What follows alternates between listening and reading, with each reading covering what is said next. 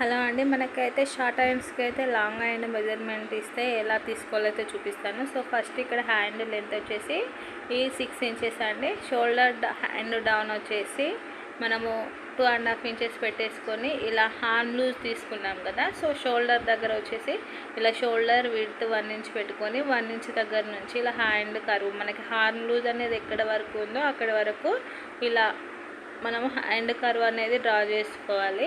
So ఇప్పుడు ఇక్కడ వరకు అయితే నార్మల్గా తీసుకుంటాం కదా. సో ఇక్కడ మనకి ఫుల్ హ్యాండ్ లెంత్ అనేది ఇచ్చినప్పుడు షార్ట్ హ్యాండ్కి హ్యాండ్ లూజ్ అనేది ఎలా తెలుసుకోవాలో చాలా వరకు అయితే కొంచెం కన్ఫ్యూజింగ్గా ఉంటుంది.